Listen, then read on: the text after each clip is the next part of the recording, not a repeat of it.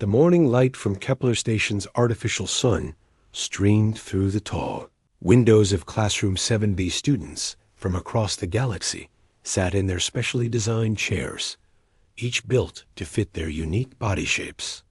The room buzzed with quiet conversations in dozens of different languages. Professor Zektar walked to the front of the class. His crystal-like body caught the light and threw rainbow patterns on the walls. He was 8 feet tall, and his voice sounded like wind chimes. When he spoke, the Vorthik were known throughout the galaxy for their wisdom and fair teaching methods. "Good morning, class," Professor Zektar said. His voice translator made sure every student understood him perfectly. "Today, we begin your final project for Xenohistory 301. The students stopped talking and focused on their teacher. This project would count for half their grade.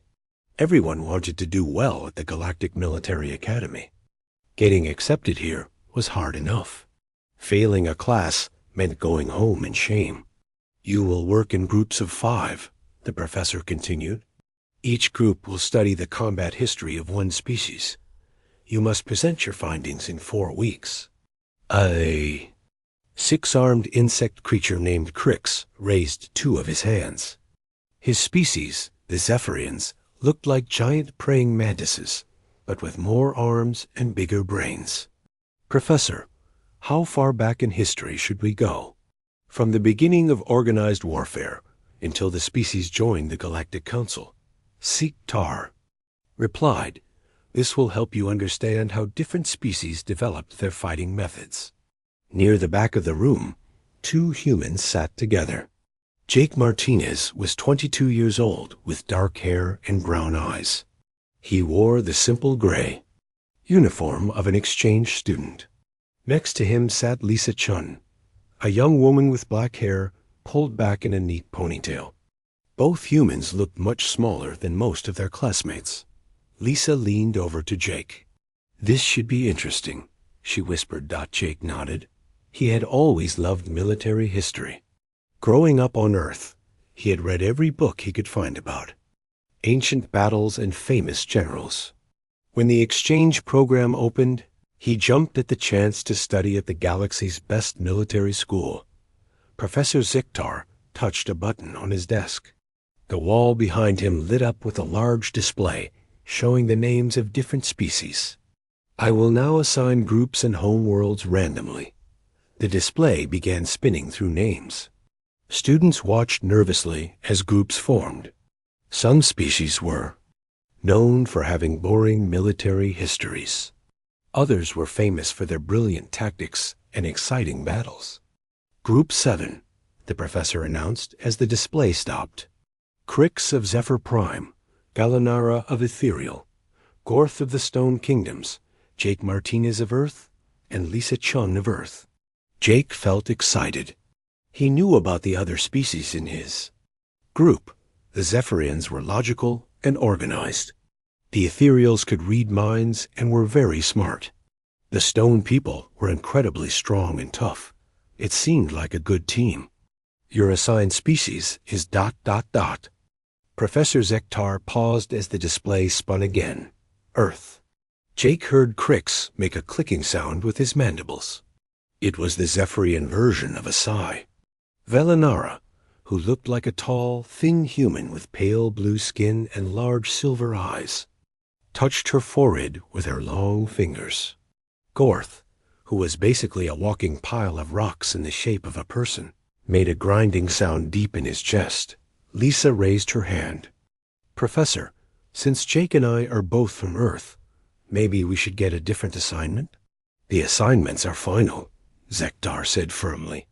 "However, you may certainly help your teammates with their research." After class ended, the 5 students gathered in the hallway.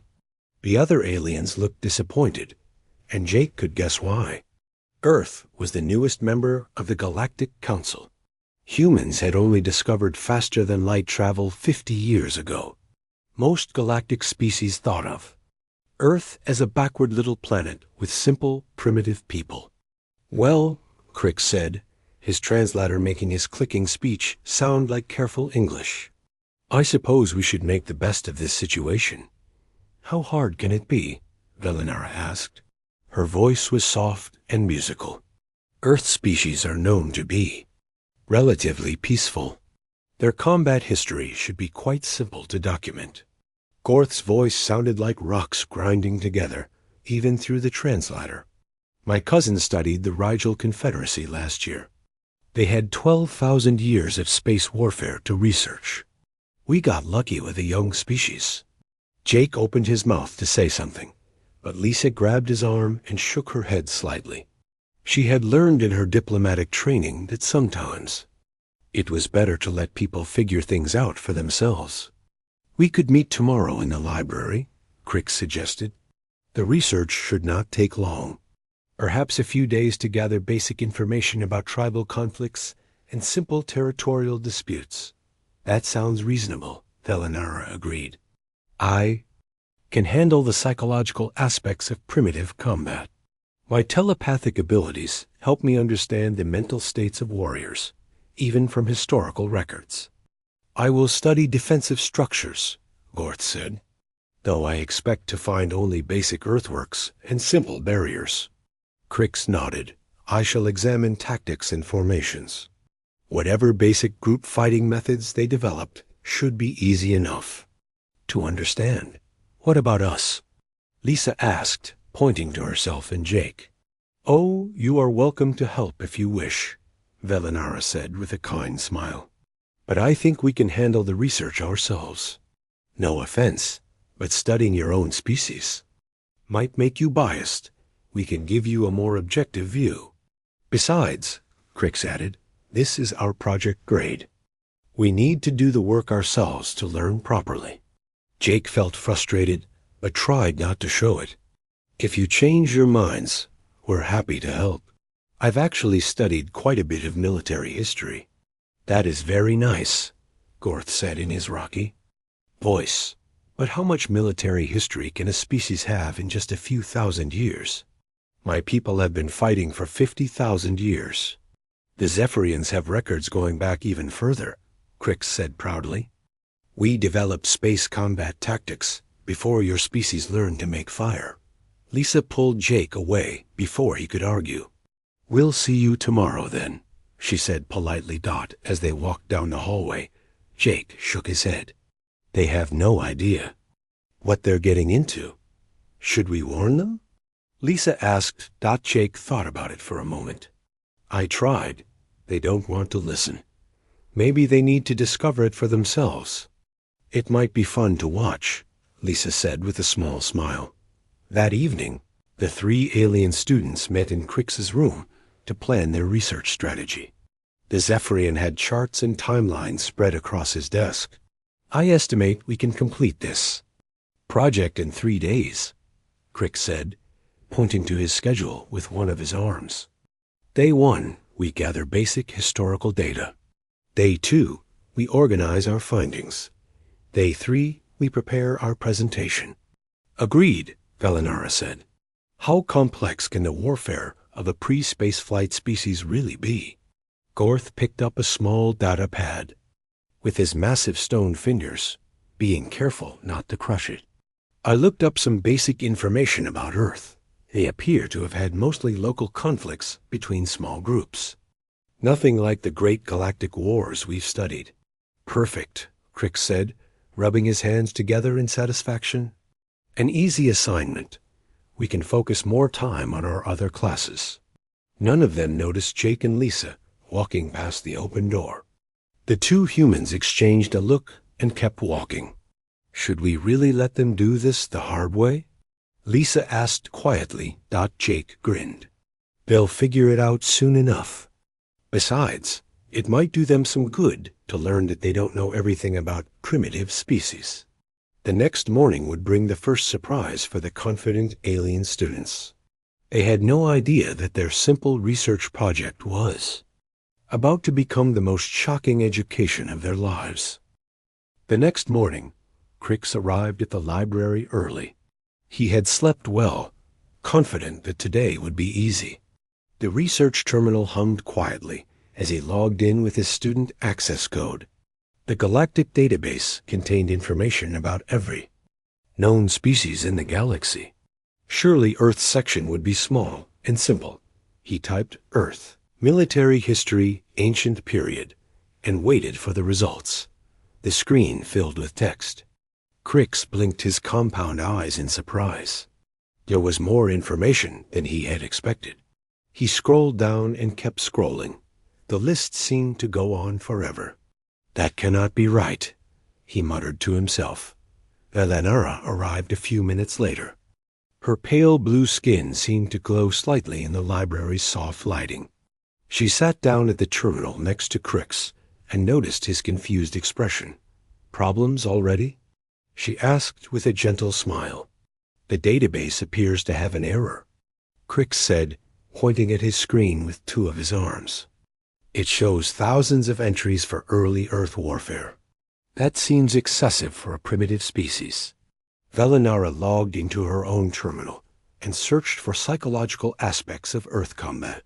Her screen also filled with more information than she had expected. Perhaps they simply kept very detailed records? Gorth arrived last, his heavy stone feet making loud sounds on the library floor. Other students looked up from their studying, but Gorth did not notice. He sat down carefully in his reinforced chair and began his own search. "Friends," he said after a few minutes, his voice like rocks tumbling down a mountain, "I think we may have underestimated this assignment." Crix and Velenara looked at him with interest. "I searched for simple fortifications and basic defenses," Gorth continued. "Instead, I found something called the Roman Empire. They built walls that stretched for hundreds of miles. They created siege engines that could throw massive stones over great distances. This does not seem primitive." Crix clicked his mandibles. Nervously, he opened his first research file about something called Roman military tactics. What he read made his eyes grow wide.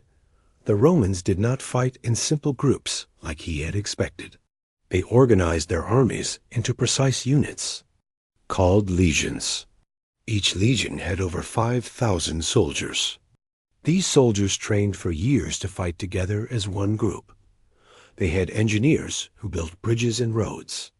They had supply chains that could feed armies for months while they traveled far from home.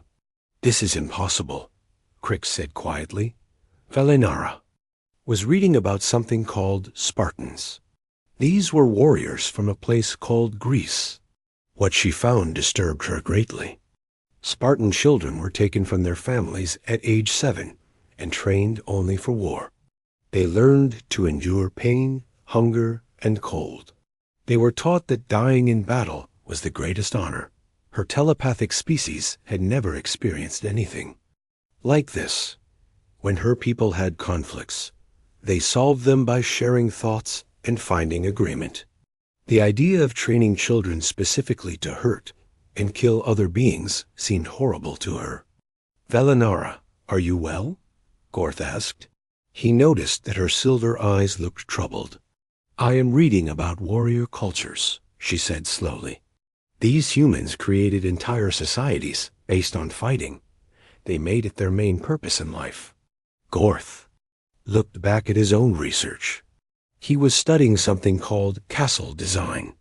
These were not simple walls or basic barriers. They were complex fortifications with multiple layers of defense. Some had deep ditches filled with water around them. Others had tall towers where archers could shoot down at attackers. The gates had special designs that made them almost impossible to break through. "Look at this," he said, showing the others a picture on his screen. This structure, called a concentric castle, has 3 separate walls. If attackers get through the first wall, they must still face 2 more, and each wall is higher than the one before it. Crix was now reading about a battle called Cannae. A general named Hannibal had used a tactic that made no sense to the Zephyrian. Hannibal had made his center weak on purpose. When the enemy attacked, his center fell back. This drew the enemy forward into a trap. Then Hannibal's stronger forces on the sides moved in and surrounded the entire enemy army. How did they coordinate this without hive mind communication? Crix wondered aloud.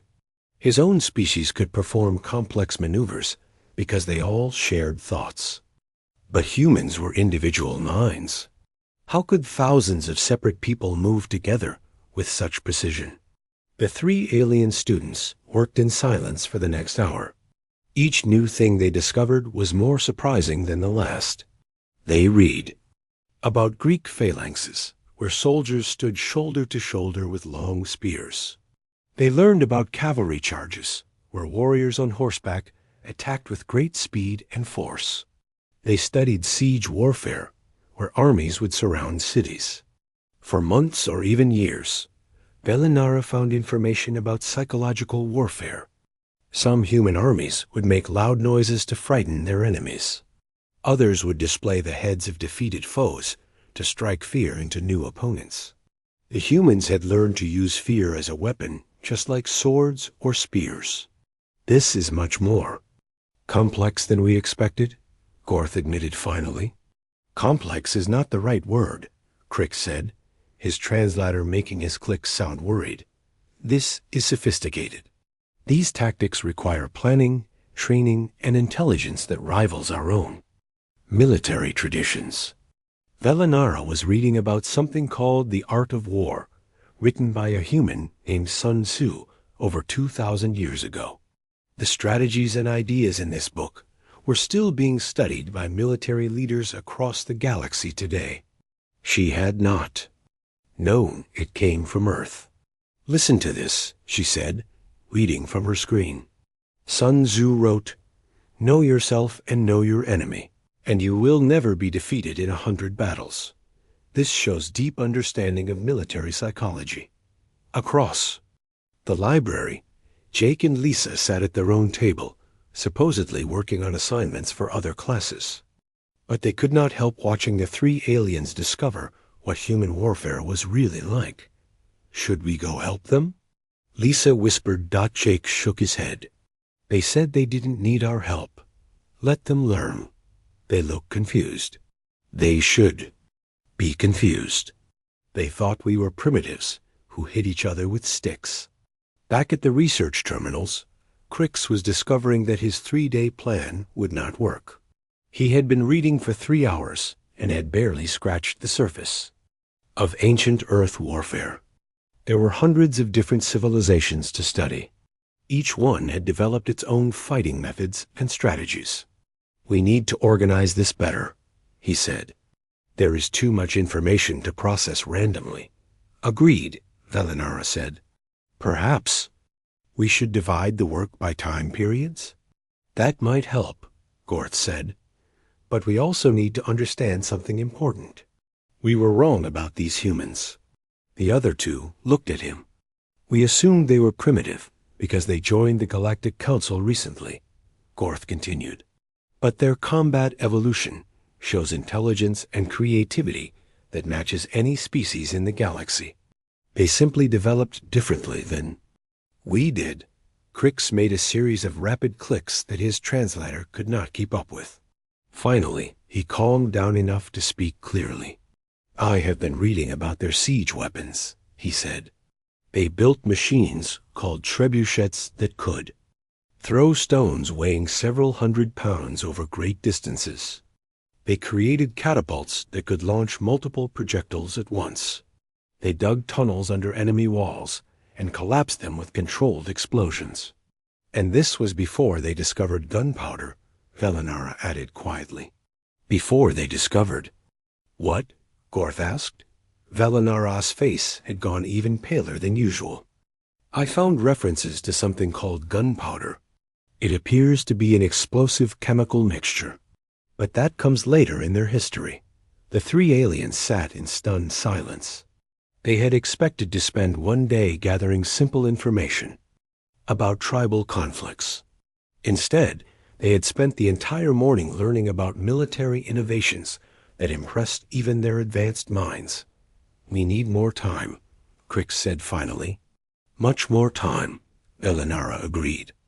And possibly help, Garth added, looking across the library at Jake and Lisa, but none of them were ready to admit they had been wrong yet.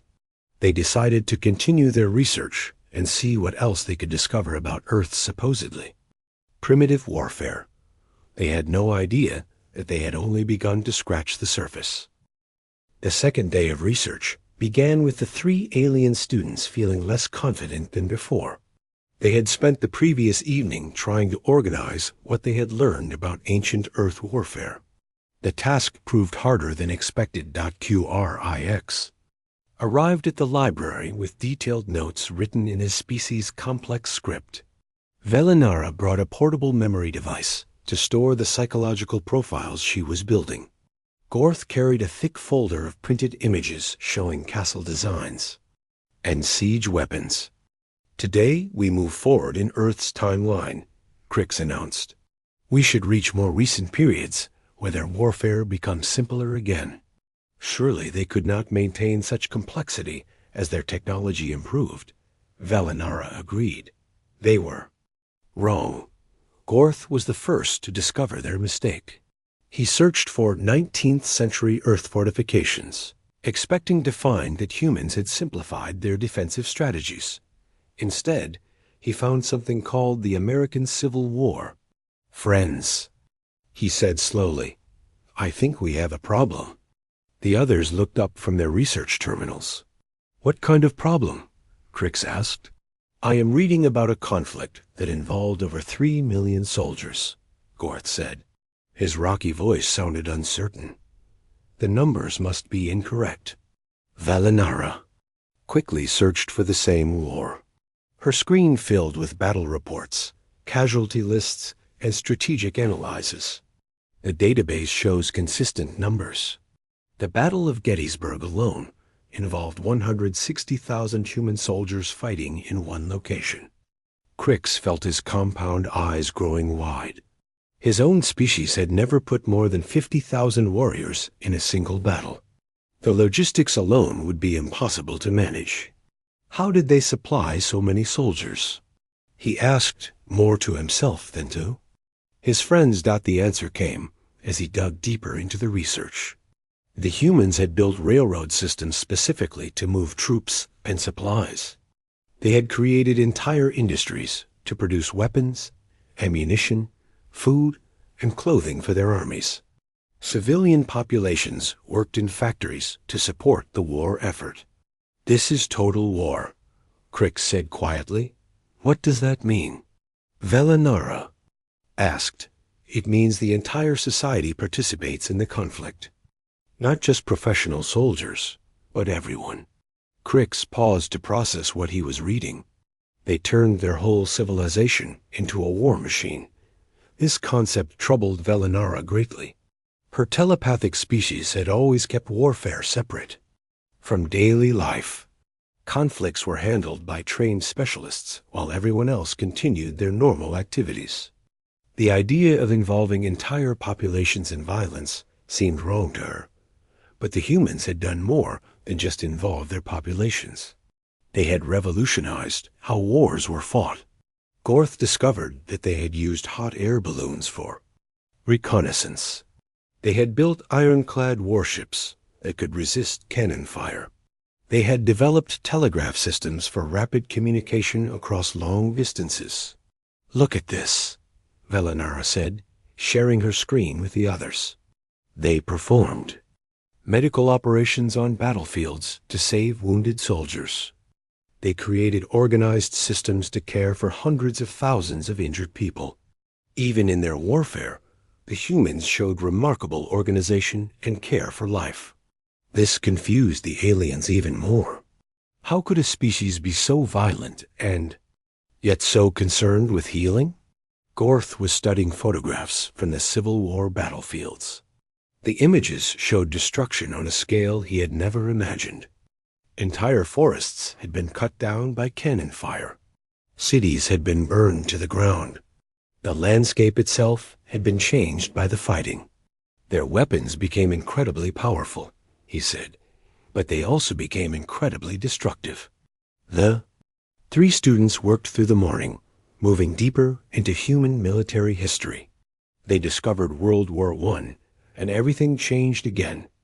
Crix stared at his screen in disbelief. The numbers he was seeing could not be real. Over 70 million soldiers had participated in a single war. The fighting had lasted for 4 years and covered multiple continents. This cannot be accurate, he said. No species could organize warfare on this scale. But the evidence was overwhelming. The humans had created alliance systems that spanned the globe. They had moved millions of soldiers across oceans using massive ships. They had produced billions of artillery shells and fired them in bombardments that lasted for days. Velinara was reading about trench warfare and feeling sick. The psychological profiles she found were disturbing beyond anything she had encountered. Soldiers lived in muddy ditches for months, constantly afraid of death. They suffered from mental conditions caused by the constant stress of battle. They created a new form of warfare based on endurance, she said. Not quick battles, but long periods of suffering designed to break the enemy's will to fight. Gorth discovered poison gas attacks and could not understand the thinking behind them. His species valued strength and direct confrontation. The idea of using invisible chemicals to kill enemies seemed both clever and horrible. They weaponized the air itself, he said. How does a mind think of such things? The research revealed more innovations that amazed and frightened the alien students. The humans had developed machine guns that could fire hundreds of rounds per minute. They had created aircraft specifically for warfare, turning the sky into another battlefield. They had built submarines that could attack ships from underwater. But most shocking of all was the scale of industrial production. Entire nations had converted their peacetime factories to produce weapons. Millions of civilians worked to supply the military. The humans had learned to focus all their creativity and resources on improving their ability to fight. They never stopped innovating, Crix observed. Even in the middle of war, they continued developing new tactics and technologies. This was completely different from how other galactic species approached conflict. Most civilizations developed their military methods over thousands of years, then used the same techniques for centuries. But humans seemed to treat each war as a chance to experiment with new ideas. Velinara found evidence of this in the psychological warfare techniques used during World War I. The humans had created propaganda systems to influence both their own people and their enemies. They had learned to use information as a weapon. They fight with ideas as much as with physical force, she said. This adds a completely new dimension to warfare. By afternoon, the 3 students had moved on to World War II. What they discovered there left them speechless for nearly an hour. The scale of the conflict was beyond anything they had imagined possible. Over 100 million people had participated as soldiers or civilians. The fighting had occurred on every continent and in every ocean. The technology had advanced so rapidly that weapons used at the beginning of the war were obsolete by the end. Gorth studied the logistics of D-Day, the invasion of Normandy. Over 150,000 soldiers had been transported across water and landed on hostile beaches in a single day. The planning had taken years. The coordination required thousands of ships, aircraft, and vehicles working together with precise timing. This is beyond military genius, he said. This is industrial and organizational mastery on a galactic scale. Crix was examining the development of radar technology. The humans had learned to see aircraft hundreds of miles away using radio waves. They had created integrated defense systems that could track and destroy incoming threats automatically. They turned mathematics and physics into weapons, he said. Every scientific discovery became a potential military advantage. Velinara had found information about code-breaking efforts. The humans had created entire organizations dedicated to understanding enemy communications. They had built machines to solve mathematical problems that would take individuals years to complete. They militarized intelligence itself, she said, not just gathering information, but processing it faster and better than their enemies. The 3 alien students sat in stunned silence as the afternoon ended. They had planned to finish their research today and begin preparing their presentation. Instead, they had discovered that they understood almost nothing about human warfare. "We need help," Crick said finally. "We need Jake and Lisa," Velinara agreed. "We need to admit we were wrong," Gorth added. Across the library, Jake and Lisa were packing up their study materials. They had watched the alien students throughout the day, noting their increasingly shocked expressions. "Should we go talk to them?" Lisa asked. "Not yet," Jake replied. "They haven't asked for help. And honestly, they still haven't seen the really impressive stuff." "What do you mean?" Jake smiled. "They haven't gotten to modern warfare yet, or space combat doctrine, or any of the theoretical work we're doing now." Lisa looked back at the 3 aliens, who were still staring at their screens in disbelief. "Maybe we should warn them about nuclear weapons," she said. "Tomorrow," Jake said. "Let them process what they've learned first." Besides, they wanted to do this project themselves. The alien students spent the evening trying to understand what they had discovered. Their simple research project had become something much more complex and frightening.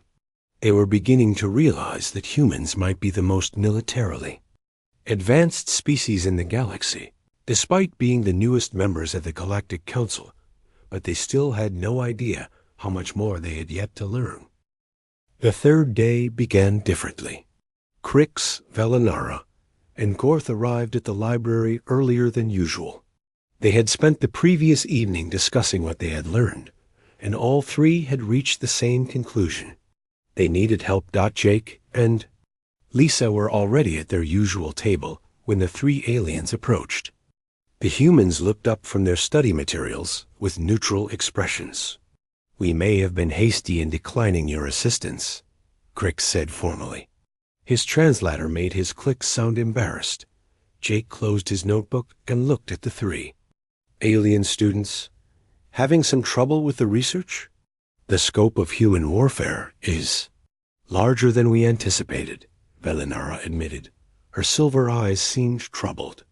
"We have spent 2 days studying your species' combat history," Gorth added. "We have only reached the mid-20th century, and already our understanding of warfare has been challenged completely." Lisa exchanged a glance with Jake. "You've gotten to World War II?" "Yes," Crick said. "The scale and complexity of that conflict exceeded anything in our own military histories. We assumed things would become simpler as we moved toward more recent times." "Oh no," Jake said quietly. "Things definitely don't get simpler." The 3 aliens looked at each other nervously. "Perhaps you could guide our research," Velinara suggested. "We seem to be missing important context." Jake thought for a moment. "Sure, but I should warn you, if World War II shocked you, the Cold War period might be even worse." "Cold War?" Gorth asked. "Was this a conflict fought in frozen regions?" "Not exactly," Lisa said. "It was called cold because it wasn't hot. No direct fighting between the main powers. But it lasted 45 years and shaped everything that came after." The group moved to a larger research station where they could all work together. Jake pulled up information about the Korean War, while the aliens watched. "This was the first major conflict after World War II," he explained. "Notice anything different about the weapons?" Crick studied the images on the screen. The aircraft looked more advanced than anything from the previous war. The soldiers carried different equipment. But something else caught his attention. "The battlefield coordination seems more precise," he observed. "How did they communicate? Over such distances?" "Radio technology had improved a lot," Jake said. "But that's not the biggest change. Look at this." He showed them footage of jet aircraft in combat. The aliens watched in fascination as planes moved faster than sound, engaging in aerial battles at speeds that seemed impossible. They mastered powered flight and then immediately made it a weapon, Velinara said. From first flight to supersonic combat aircraft in just 50 years. That's the thing about humans, Lisa said. We don't just develop technology. We constantly improve it, especially during conflicts. Jake moved the display to show information about the Vietnam War. This conflict introduced something completely new to warfare. What was new? Gorth asked. Television, Jake said. For the first time in history, civilians could watch warfare happening in real time. It changed everything about how wars were fought and how populations supported them. The aliens studied the information about guerrilla warfare tactics used in Vietnam. Velinara was particularly interested in the psychological aspects. Small groups of fighters defeated a much larger, more advanced military force, she said. How? Is this possible? Adaptation, Jake explained. When conventional tactics don't work, humans try unconventional ones. The Vietnamese fighters used the jungle, local support, and hit-and-run tactics to neutralize technological advantages. Crix was fascinated by the logistics of fighting a war on the other side of the planet. They moved hundreds of thousands of soldiers across an ocean and supplied them for years. The coordination required must have been incredible. And they did it while also maintaining military forces in Europe, developing space technology, and building nuclear weapons, Lisa added. Nuclear weapons? All three aliens said at once. Jake realized he had made a mistake. Oh, you haven't gotten to those yet. The aliens looked at each other with growing concern. Perhaps we should explain, Lisa said gently. During World War II, humans learned to split atoms and use the energy as weapons. Jake pulled up information about atomic bombs. The aliens read in silence for several minutes. Velinara was the first to speak. They created weapons that could destroy entire cities instantly, she said in a whisper. How many of these weapons did they build? At the peak of the Cold War, there were over 70,000 nuclear weapons on Earth. Jake said. Gorth made a grinding sound deep in his chest. Enough to destroy your entire planet several times over. Exactly. That's why it was called the Cold War. Both sides had so many nuclear weapons that actually using them would destroy everyone. So they fought through smaller conflicts and proxy wars instead. The concept of mutually assured destruction was completely foreign to the alien students. Velinara's telepathic species would never develop weapons they couldn't safely use. Crix's hive-minded people would have shared the danger equally among all individuals. Gorth's rock-like species were too practical to build weapons that would destroy themselves. This changed warfare completely, Crix observed. Traditional military conquest became impossible between major powers. Right, Jake said. So humans had to develop new forms of conflict. Economic warfare, information warfare, technological competition. He showed them information about the space race. The aliens watched in amazement as humans went from first powered flight to landing on their moon in just 66 years. They turned space exploration into a military competition, Gorth said. Every achievement was designed to demonstrate superiority to their enemies. And it worked, Lisa said.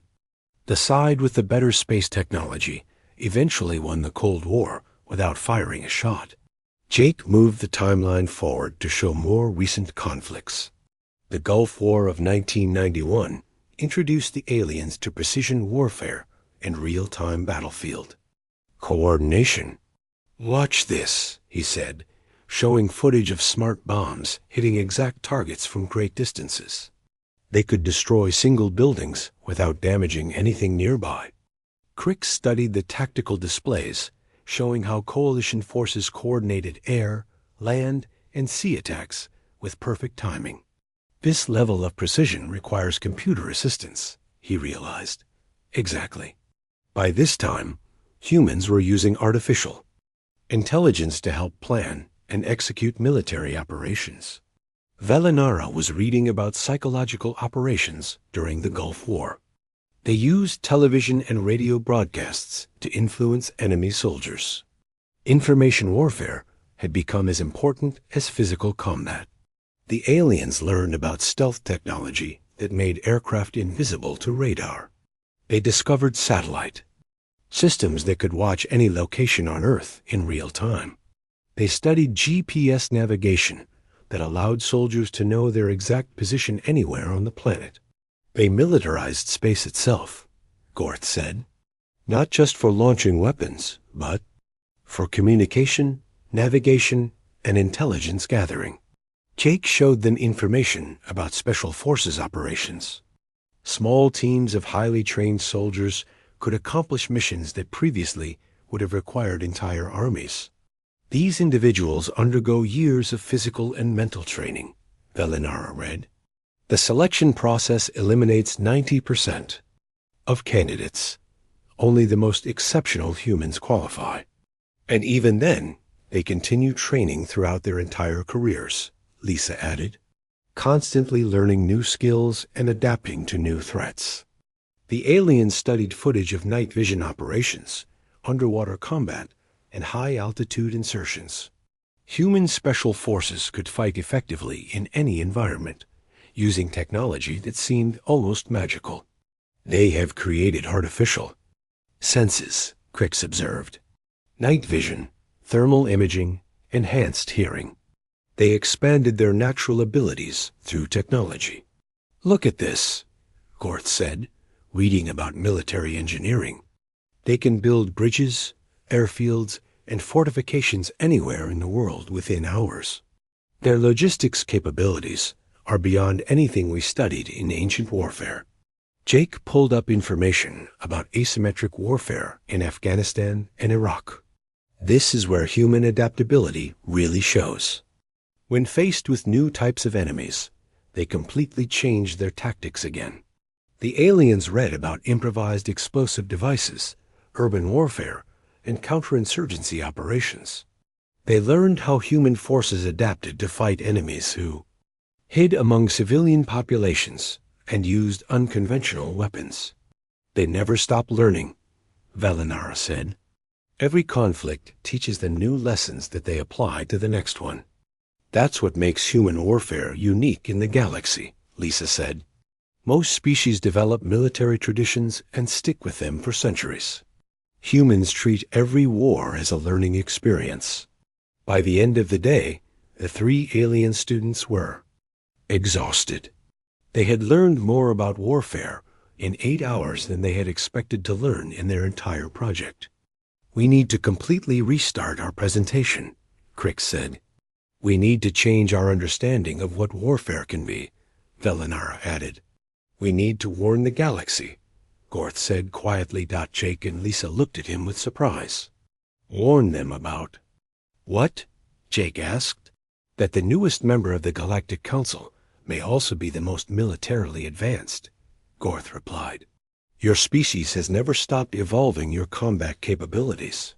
Even now, you continue developing new weapons and tactics. Jake smiled. You still haven't seen the really modern stuff. Jake looked at the 3 alien faces staring at him with mixed fear and curiosity. He had not planned to reveal current human military developments, but their research had gone far beyond what anyone expected. Are you sure you want to know? He asked. Some of this information is still classified in certain areas. We have come this far, Crix said, his mandibles clicking nervously. We must understand the complete picture. Lisa pulled up a secure terminal that required both her and Jake's access codes. What I'm about to show you represents current human military thinking. This isn't historical data anymore. The screen displayed information about network-centric warfare. The aliens read about military systems that connected every soldier, vehicle, and weapon into a single information network. Every human fighter knows the location and status of every other fighter in real time, Jake explained. They share information instantly across the entire battlefield. Elenara studied the tactical displays. This creates a form of artificial hive mind, she said. Individual soldiers maintain their creativity and independence, but they can coordinate like a single organism when needed. Exactly, Lisa said. Humans took their biggest weakness, compared to telepathic species, and turned it into a strength through technology. Gorth was reading about cyber warfare capabilities. Human military forces could attack enemy computer systems, disable communications, and disrupt entire national infrastructures without firing a single physical weapon. They fight in digital space as well as physical space, he observed. Every enemy system connected to a network becomes a potential target. Jake showed them information about drone warfare. Unmanned aircraft could fly missions anywhere in the world, controlled by operators thousands of miles away.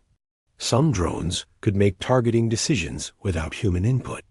They removed human limitations from warfare, Crick said. These machines do not need sleep, food, or fear management. They can fight continuously. And they're getting smarter, Lisa added. Artificial intelligence helps them learn from each mission and improve their performance. The aliens learned about directed energy weapons that used focused light beams to destroy targets.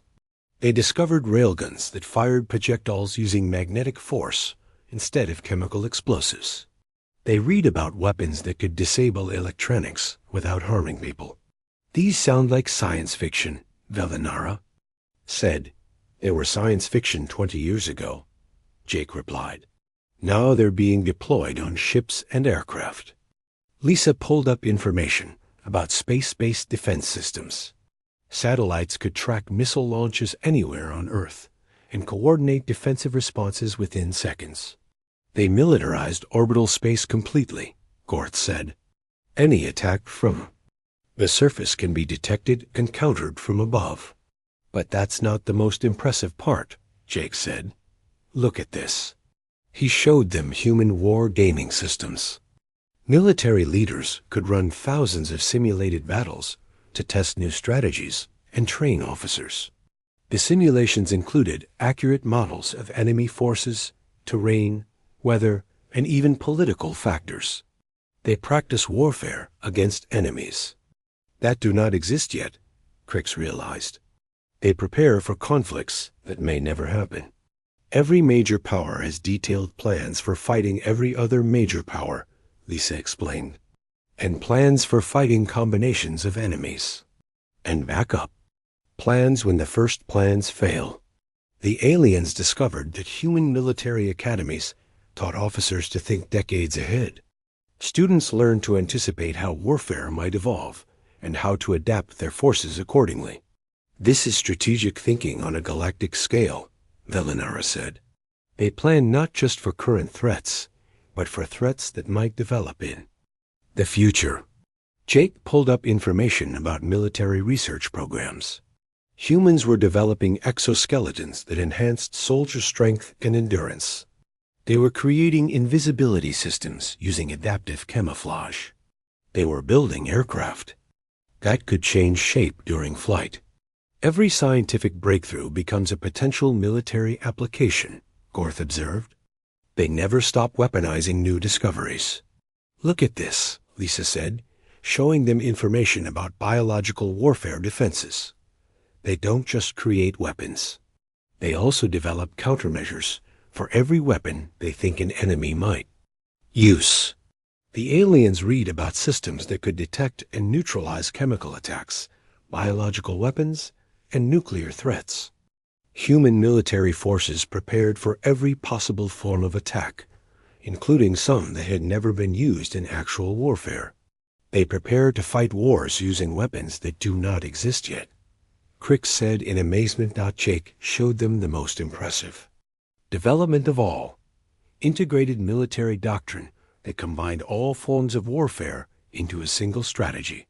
Land, sea, air, space, cyber, and information warfare were all coordinated by unified command structures. When humans fight now, they use every domain simultaneously, he explained. Physical attacks are coordinated with cyber attacks, information, warfare, economic pressure, and diplomatic isolation. This is beyond warfare, Velinara said quietly. This is the complete application of civilization as a weapon system. The three aliens sat in stunned silence for several minutes. Everything they thought they knew about military power had been proven wrong. The species they had dismissed as primitive had developed the most advanced warfare capabilities in the galaxy. We must prepare our presentation, Crix said finally. How do we even begin to explain this? Gorth asked. We tell the truth, Velinara replied. We admit we were wrong and share what we learned. The next week, Professor Zidtar's Xenohistory class gathered for final presentations. Most groups had prepared simple reports about the military traditions of various species. They expected to spend 20 minutes discussing ancient battles and primitive weapons. Crix, Velinara, and Gorth took their places at the front of the classroom. Jake and Lisa sat in the audience, curious to see how their classmates would react. Our assignment was to study the combat history of Earth, Crix began. We expected this to be a simple task. We were wrong. The presentation lasted 3 hours. The alien students in the audience listened with growing amazement as the Earth military history unfolded. Ancient warfare led to medieval tactics then. Industrial conflicts, world wars, nuclear weapons, and finally current capabilities that rivaled anything in galactic civilization. In conclusion, Velinara said, we believe Earth represents a unique case in galactic military development. Most species reach technological maturity and then maintain stable military traditions for thousands of years. Humans have never stopped evolving their warfare capabilities. They treat every conflict as a learning experience, Gorth added. Every technological advancement becomes a potential weapon. Every weakness becomes a problem to solve through innovation. Professor Zidtar, who had remained silent throughout the presentation, finally spoke. Are you suggesting that this recently contacted species poses a military threat to established galactic powers? We are suggesting that established galactic powers may have much to learn from this species, Crix replied. Their approach to warfare is unlike anything in our historical records. After class, students surrounded Jake and Lisa with questions. Word of the presentation spread quickly through the academy. Within days, military attaches from several galactic governments requested copies of the research. I never expected our class project to become required reading for military strategists, Velinara said as the group met in the library one final time. Your presentation changed how the galaxy thinks about Earth, Jake replied. Most species saw us as newcomers who got lucky with technology. Now they understand we earned our place through constant innovation. Will this cause problems for your species? Gorth asked with concern. Lisa shook her head. Humans prefer respect to being underestimated. Your research showed that our military development wasn't accidental or primitive. It was the result of thousands of years of learning and adaptation. Besides, Jake added with a smile, you only covered what we were willing to share about current capabilities. Military research never stops. By the time other species adapt to what you presented, we'll have developed new approaches they haven't imagined yet. The three alien students looked at each other and then back at their human classmates. Perhaps, Crix said carefully, we could arrange for some of our military leaders to visit Earth for educational exchanges. Learning opportunities work both ways, Jake replied. We'd be happy to share what we've learned, and we're always interested in new perspectives on old problems. As the group parted ways, Professor Zidtar approached them with a final observation. Your research has taught the Academy something important, he said. Never assume that technological youth equals military inexperience. Some species may be new to the galaxy, but very old in the arts of war. The report, titled Continuous Military Evolution, a Study in Human Adaptive Warfare, became the most requested document in the Galactic Military Academy's library. It also became required reading at military colleges across dozens of star systems. Earth was no longer seen as a primitive world that had stumbled into galactic civilization. Instead, it was recognized as a species that had spent its entire history perfecting the science of organized conflict. The galaxy's newest members had become its most respected military theorists,